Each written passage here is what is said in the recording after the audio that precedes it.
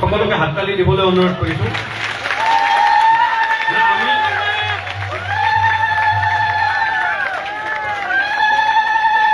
আমি একেলগে লুথুৰ ৰহমান ডাঙৰীয়াক একেলগে মেম্বাৰশ্বিপ ফৰ্মখন দিবলৈ অনুৰোধ কৰিছোঁ।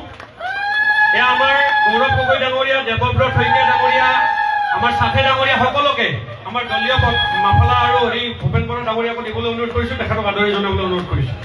বাকী কাৰ্যসূচীটো আমি চলাই থাকিম, কিন্তু আমাৰ প্ৰেচিডেণ্ট ছাৰ গুচি যাবৰ কাৰণে আমি এই কাৰ্যসূচীটো মাজত ল'ব লগা হ'ল।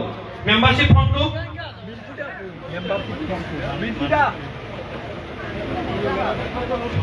সকলোকে হাততালি দিবলৈ অনুৰোধ কৰিছোঁ।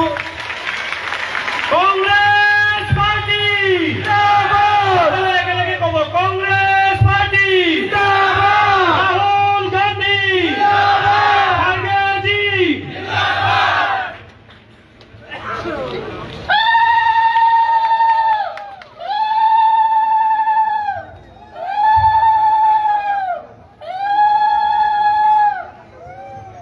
আমাৰ আৰু ভালে সংখ্যক ব্যক্তি জইন কৰিব, সেইটো পিছৰ ফালে নামবিলাক মই মাতি অনা হ'ব।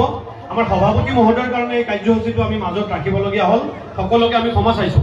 মেম্বাৰশ্বিপ ফৰ্মটো আহিছে নেকি? ৰ'ব আমি মেম্বাৰশ্বিপ ফৰ্মটো আমি মিডিয়াক দেখুৱাবলৈ অনুৰোধ কৰিছোঁ।